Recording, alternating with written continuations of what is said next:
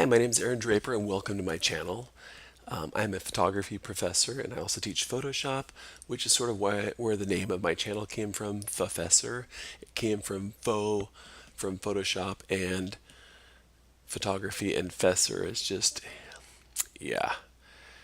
Okay, well, if you can get past the name, there's probably going to be a lot of good information on here, and I'm going to take you through some of the techniques and things I show my students both with Photoshop and photography, and some things I use in my normal everyday practice as a portrait photographer.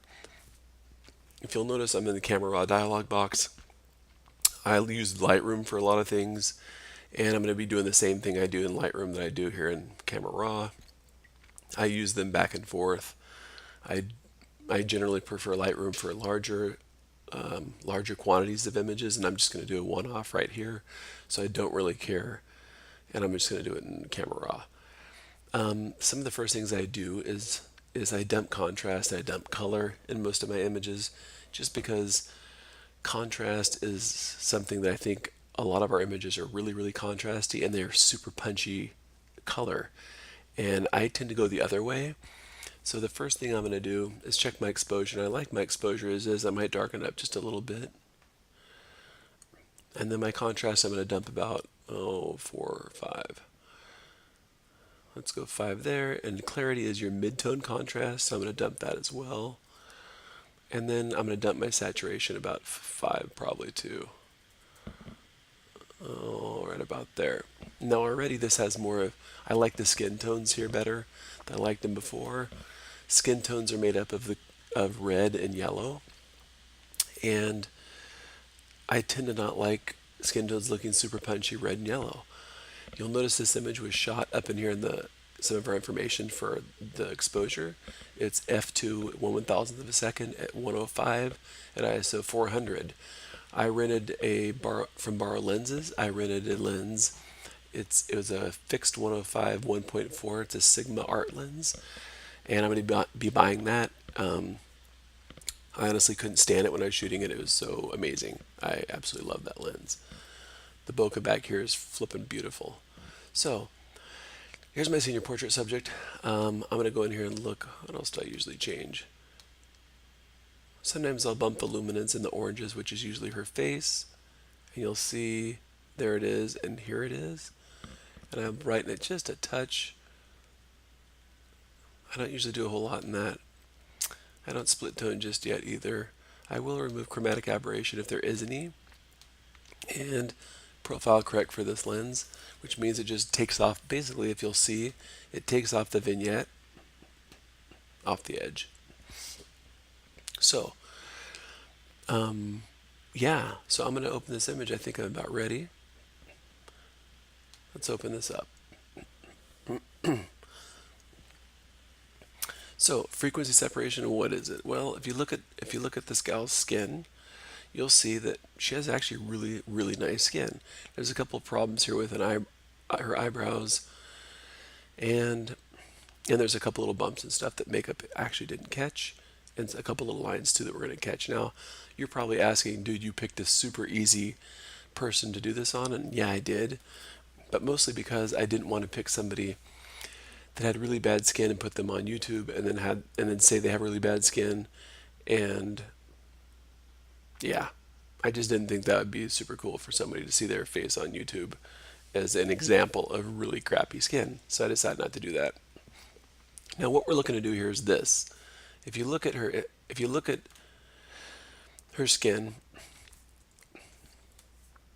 you'll see there are a couple bumps here. And the bumps, these little bumps are made up of a highlight side right there and a shadow side down at the bottom, right?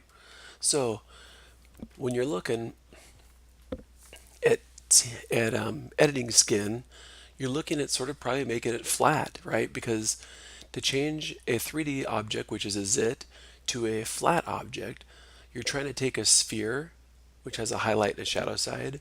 You're trying to flatten it out into a circle, which does have a highlight and a shadow side. And honestly, the difference between a sphere and a circle is highlight and shadow. So in order to flatten something, in order to give something depth, you make sure it has a highlight and shadow. To flatten something out, you make sure it doesn't. So we're going to be trying to remove and taken the contrast, the highlights and the shadows off of these zits to more further flatten them in and make them look part of the skin. That's basically all we're doing. So what I'm going to do is I'm going to hit Command J twice, and you'll notice that what that does is it duplicates my layers. Okay, so let's stretch this box up a little bit for you guys. You can see better my layers. Here's layer 1 and there's layer 2, or layer 1 copy. I'm going to uncheck this layer. The first thing I need to do is, and by the way, when I do that, I'm hitting Command minus to shrink down. I'm hitting Command plus to shrink to bring it up. The first thing I'm going to do with layer 1 is I'm going to label it. A lot of us get into this habit of having loads and loads of layers. We don't label them, and we end up trying to find out where everything went, and it just costs us time. So let's call this blur, because on that layer we're going to blur. I'm going to call this layer texture, because we're going to work with the texture on that layer. So on the blur layer, what we're going to do is we're going to go up to Filter, Blur, Gaussian Blur, and we're going to blur this skin to the point where we can't see texture. Now this is going to be different for everybody depending on resolution of camera and type of skin. So I'm going to blur it to about, I don't know, right about there. I technically can't see any texture anymore. So I click OK. Once I've done that, oh, by the way, but when I did this, you'll see I unchecked the texture layer. If we keep the texture layer checked, we'll never be able to see how much we blurred the blur layer. Okay, so you got to make sure you uncheck that texture layer, blur that blur layer. Then we're going to go back and we're going to make sure we've selected the texture layer. We're going to bring it back and make it visible. And what we're going to do that layer is go to Image, Apply Image, and what we're going to do is choose Layer. The layer we want to pull from and we want to apply as blur. That's the layer below it. Then we're going to make sure we set this blending mode to subtract, and the scale is 2 and the offset is 128. Now you're going to say, where did you get those numbers? And honestly can't remember. It's been so long, but that's been the numbers I've used forever, and there's a math reason why that's like that, and I don't know it, and I'm not a mathematician, and I'm also not into math, so I'm not going to go over that right now, and nor am I going to research it or even figure it out. Google it, and I'm sure it'll come up somewhere. So I'm going to click OK. Now, if your image looks like this, sort of a bas relief type image, then you're doing well. That's what you want at this point. So once you hit normal, you're going to go and change the blend mode over here. You're going to bring it down to linear light. And you're going to probably sit here and say, well, dude, that looks just like it did before. And you'd be right. In fact, if we group these by selecting both of them and hitting Command G and making a group, that's our skin. You'll see if I check this on and off, nothing happens. Like literally nothing happens. And the reason is what we've done is we've blurred a layer and we've sharpened a layer. So if I take this off, you'll see it's blurry. If I take this off, you'll see it's super sharp, like crazily sharp. And what we've done is we've offset these two. We've sharpened one, blurred the other, and they together combined have made up the original. They've completely, one was a positive, one was a negative. They've offset each other. Okay. All we were trying to do is basically make a layer that we're gonna lasso and blur on, which is gonna average color. It's gonna average the reds and yellows. It's gonna bring down that contrast. The texture layer, we're gonna work on acne and texture. What's great about this technique is the texture layer, we can use the clone stamp and it only works with texture. It doesn't clone anything else. So let's get started on, like, see this red patchy stuff on her forehead up here? Let's see if we can't take that down. So we're going to take the lasso tool. I'm going to feather it about 20 pixels. And I'm going to come in here and I'm going to select her entire forehead. Like this.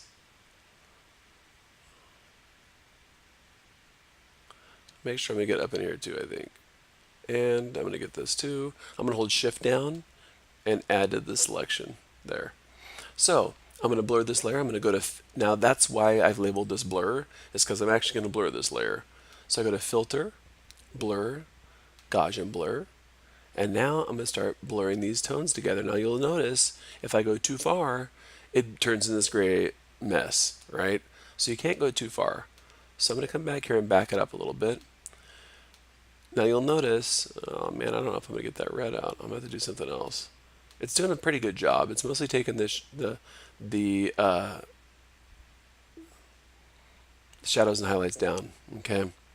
And we're going to bring that back a little bit because I want some of those back. There. 4.1 is pretty good for me. Okay, I'm going to come down here under her eye and her cheek. I'm going to go to Filter, Blur, Gaussian Blur. And you'll see what happened. Watch this. Look. See how, dude, this is like why this is so flippin' awesome. Watch me preview this. See how it just took all the harsh quality of the skin down and made it super soft? All these little inconsistency bumps and things and stuff in there. Watch this. Dude, that's so awesome. Even under her eye, the shadow under her eye became way, way less harsh. Okay, I like that. So I'm going to go down and do some more of that stuff. You can already see that side looks awesome. So I'm going to come here to the eye, come down here, and I'm just sort of loosely grabbing in certain sections, you guys. And since I did the one side, my last filter is up here. And that's the last one I did. So if I like that amount of blur, I can hit this and it'll blur at the same amount as that side. Okay, so I'm going to go down her nose. Her nose looks a little bit shiny and harsh. I'm going to grab some of that. Hold shift down. I'm going to add to the selection like that. Filter, blur. Yeah, it was too shiny before. Chin, same thing. Go down below. I don't mess with her lips because I like her lips looking contrasty. I like that look. But everything else, where there's a possible acne, well, I guess that acne is not a word. Well, it is, but it's not, I don't know if it's singular. Where there's a possible zit, I'll just do that. When there's a possible zit, I am working through this, dude. Yeah, you'll see her skin now looks super amazing. So I like up in here too. This looks a little bit suspect. There's like some bumps up there. And there's some mist. What do you call them? Missed areas that should have been tweezed, quite honestly. I'm going to go through and get those with the texture when I start working on texture in a minute. Boom, softened everything up. So you'll notice, you're like, dude, this looks crazy. Like, yeah, this looks super bad.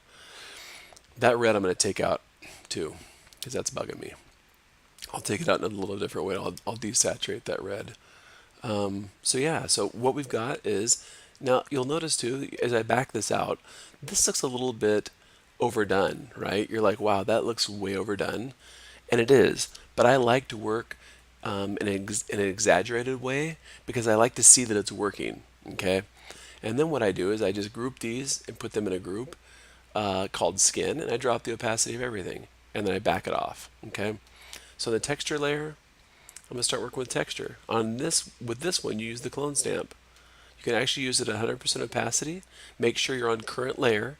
If you're on current and below, bad stuff's going to happen because you're going to sample the layer below it too, and you're going to go like this. Look at that.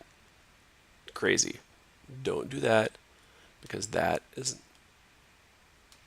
not right. You'll hate yourself and you'll wonder why. So let's just not do that, okay?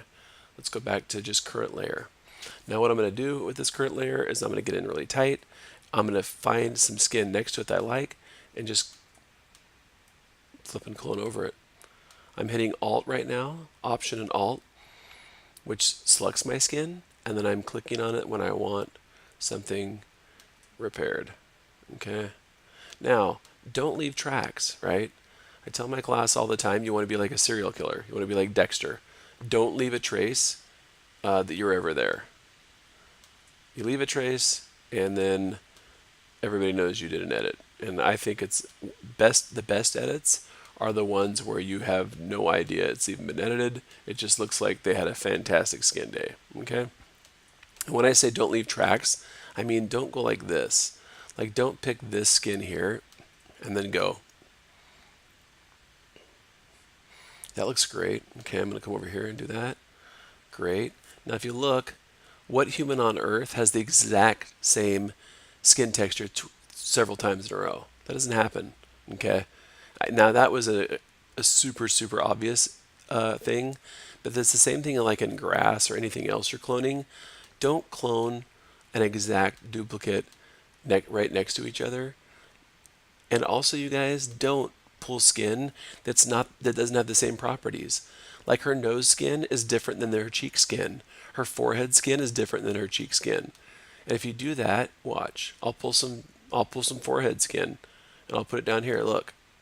Oh, that looks like it fits. Yeah, that's great. But it's skin, right? No, it's not technically, it's not the same skin. So the problem is your face has all different types of skin all over it with different properties, different smoothness, different roughnesses. And you gotta really sample next to the area you're that has a similar property, okay? Or else it's not gonna look authentic, and you're gonna get found out. People are gonna think, dude, all you did was edit that photo. What a great edit. They want me to be thinking about how great your person looks. So I'm here. I'm editing the skin. And it's looking pretty good. There's little bumps here and there, you guys, that we're going to be working out. Okay. Did that fail back there? No, that was fine. This hair I don't like. It's like one straggly, one little hair. And if it were a bunch of hair, I sort of like that. If it's one straggly hair, I don't. So what's really good about this is you can take one hair out too, and it's super, super easy. Okay, skin's looking pretty good. This skin is not so bueno. We're gonna take that down. See how I get in real tight on everything? You guys want to work real small, okay? And then sometimes though, when you work real small on a poor level like this, you end up getting freaking tunnel vision, and you have no idea what you're doing or what it looks like in the grand scheme of things. That's why you need to keep backing out over and over and looking and checking and see what things look like. Okay. So I'm not gonna do this whole thing for you guys because you get sort of the point, right? Oh man, that skin's a little bit rough in there. Let's make sure my clone stamp is soft. It is soft. I like it all the way soft. So let's come in here. See these little things? These little things bug the crap out of me. Watch. All you gotta do is take that out. You can come up here, you guys, and work into, ladies too, work into this really, really nice brow line up here, and I would be killing this out. I'll be taking this out. Any little weasel thing like that is gone, especially in here. This kind of stuff is unforgivable. It's this too. Oh my God. Goodbye. Man, like I would just tweeze this goodbye. Now what you're seeing is a little smudge there, right? So if it's smudgy like that and it doesn't come off with the texture, go back to your blur layer, go to the lasso tool, the shortcut is L, and then come in here like this and grab a little smidgen of it, okay, and blur it, and see if you can't blur that color back. And you'll notice that sometimes you can a little bit. You see how that looks? Does it look smudgy? Yeah, sometimes you just need to take the clone stamp afterwards and fix that, because I just went through that and obliterated it. But yeah, she's looking pretty good. There's some bumps on her nose. We should probably get, guys, before we're done, like really tiny little bumps. All these bumps need to come off, every single one, right? Thank goodness this nose texture, this nose skin is sort of the same, you know?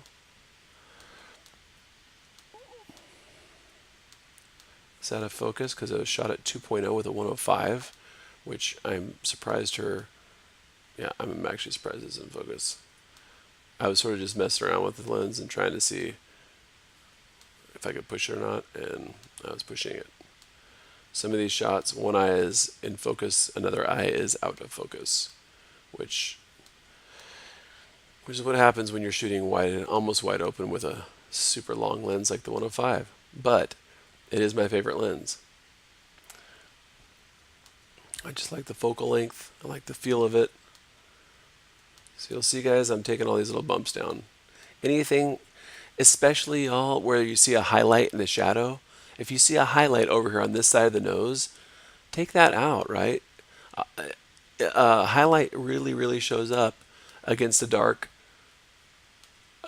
area, like that side of her nose over there. Let's see. Any stuff with the lips? My next video, you guys, I'm going to go into dodging and burning and how you sort of contour the skin a little bit, and makeup replacement, because a lot of people don't know how to do their makeup and they just are awful at it. Their lip lines are awful. They pick the wrong colors. It's just a nightmare. They don't even know where their makeup's supposed to go. So it looks like that sometimes they just take a crayon and like a 5-year-old just draw on their face and hope to God that color is on it, and that's it. So yeah, this little gal, she did a fantastic job with her makeup. In fact, she had it done professionally. So yeah, there's a reason. I think she does really well with her makeup anyway. So yeah, little pits like this, I'd hit that too. In fact, I'd go over this with a fine-tooth comb if I were looking to make this like an image I was going to print really large or something. But this looks pretty freaking good. I don't see a whole lot else. These little flecks I hate. Any little like that. Like what is that? Glitter? Is that freaking glitter? I hate glitter on faces. It sprinkles all over and you don't know if it's like a highlight to a zit or not. So the skin's looking pretty good. I'm going to back out of it, guys. Look. Now look at that. Look at that skin. Now look. Does she look like a doll? She does, which is wrong. You don't want her to look like a doll. So I'm going to grab these two. Let me see if I can just ungroup that real quick. Nope, that does not work. I think I forgot. Stop it. I forgot how to ungroup. Ungroup layers. Is that it? Good. Okay, so just to group, hold it on that. Left click on your texture layer, hold shift down, left click on your blur layer. They both light up or they both are highlighted, and then hit control G or command G, and then they turn into a group. And I call that skin. The reason I do that, you guys, is because I told you I overdid it to begin with, and then I take the opacity of both layers down and bring a little bit of it back. So it's not so freaking perfect.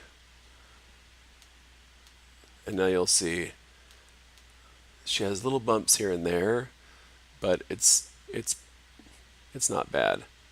And in fact, I might bring that back up because I do like the texture part of it. Let's bring that back up. And the texture I like, the blur I don't so much. So let's bring the blur down just a touch. See, if we bring it way down, we'll get that. And then as a group, I'll bring them both down just a touch again. That to me feels pretty good. Yeah. So there are hair wispies in this shot. There's some other things involved too. To finish this shot off, normally what I do is the next step is I would check skin discolorations like this redness up here. I desaturate that and take that out and mask that out. The next thing I would do in the steps of me editing a person, I might lighten her hair a little bit in some spots and then add some highlights and shadows. I would definitely come through and dodge and burn her face and add highlights and shadows here and there. I'd whiten her teeth, I'd highlight her eyes, I'd adjust her makeup gently, and lastly I would color grade it. So those are the steps I'm going to be talking about in my next videos, but this one right here is frequency separation, and you'll see that it's a great tool. It works really well, and yeah, I hope to see some of your guys' work.